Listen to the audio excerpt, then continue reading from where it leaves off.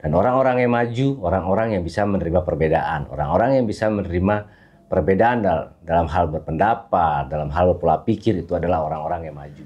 Makanya kenapa orang luar negeri di sana, orang-orang Eropa, mereka bisa maju hidupnya, karena mereka menyukai perbedaan. Mereka pun menerima perbedaan, karena mereka tidak mungkin mempunyai pandangan sendiri, dan pandangan mereka pun bisa diyakini kebenarannya oleh semua orang di sekitar dia, karena mereka yakin dan mereka pun mengerti bahwa apa yang mereka jalani, pendapat mereka apapun untuk kehidupan ini, pasti ada perbedaan, pasti ada pendapat. Oke teman-teman, kembali lagi di Room Ngayal, berhayal kebaikan.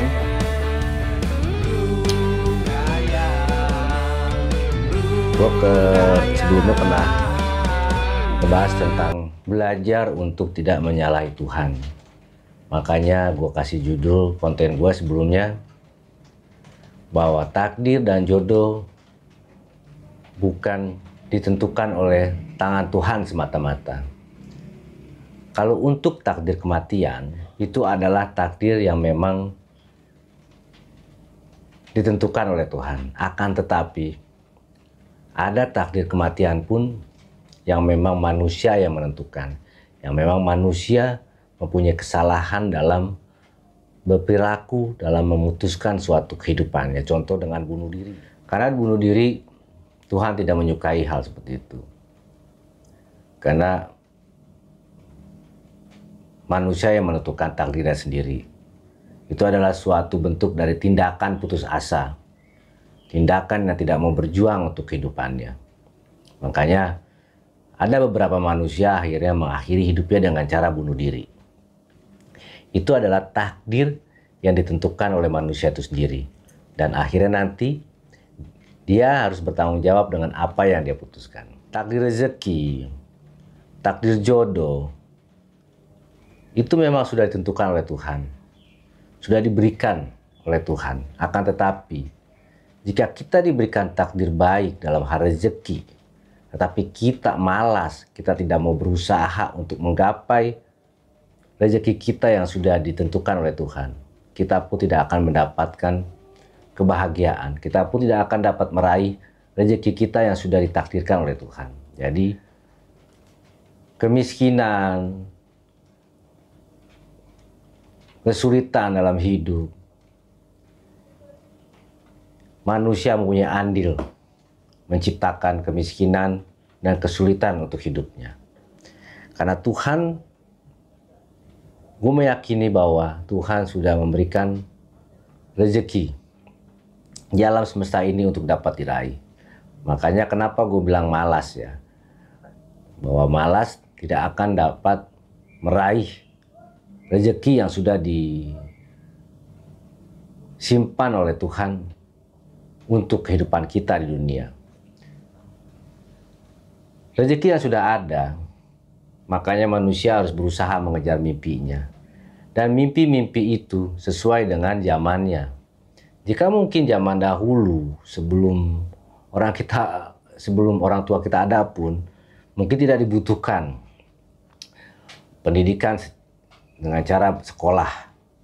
Akan tetapi, orang-orang terdahulu pun, mereka mempunyai pendidikan dengan caranya masing-masing sesuai zamannya. Makanya, banyak ilmuwan-ilmuwan yang sebelum kita menemukan pengetahuan-pengetahuan itu dikarenakan mereka juga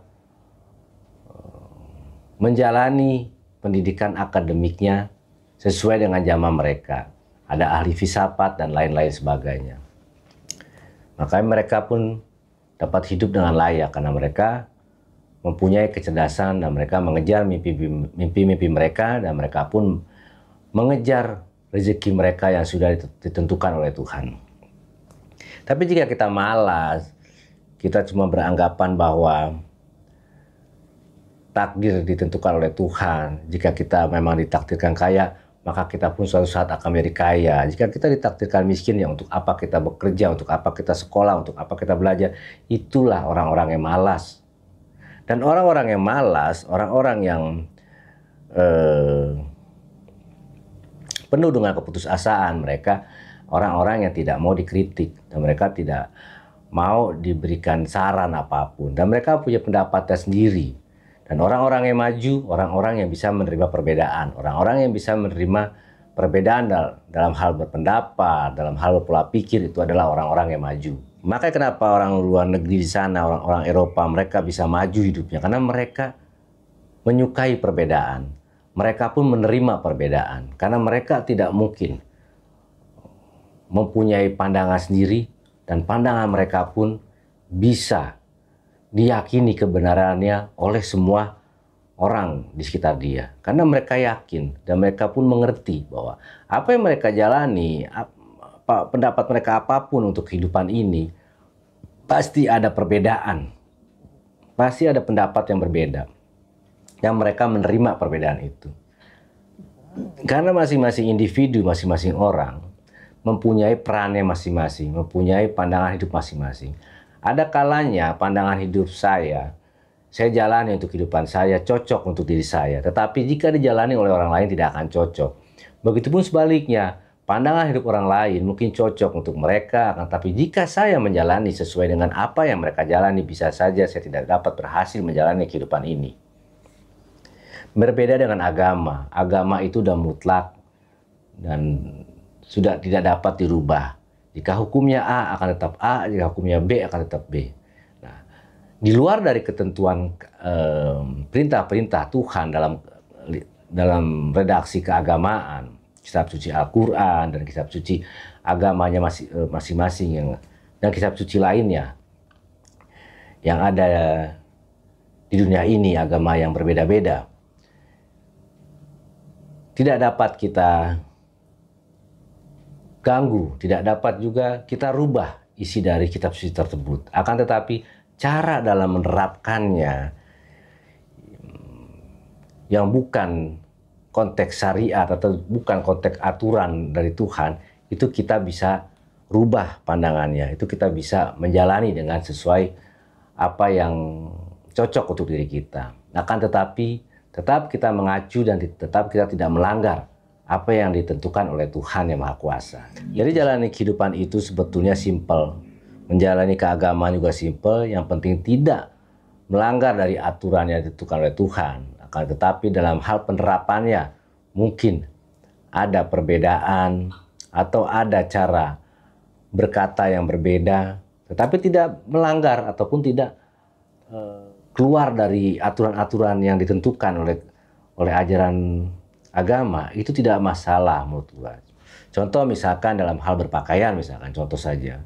Jika mungkin pada saat zaman sebelumnya kita, sebelum modern, berpakaian mungkin caranya atau stylenya seperti apa. Yang penting sesuai dengan norma agama yang dianut ya. Nah, jika ada batasan-batasan mungkin aurat atau lain sebagainya, jika berpakaian seperti ini saja sudah menutup aurat, menurut gua itu bisa dijalankan karena tidak melanggar ataupun tidak keluar dari batasan-batasan yang dilarang oleh agama. Jadi jangan bebankan kehidupan ini dengan hal-hal yang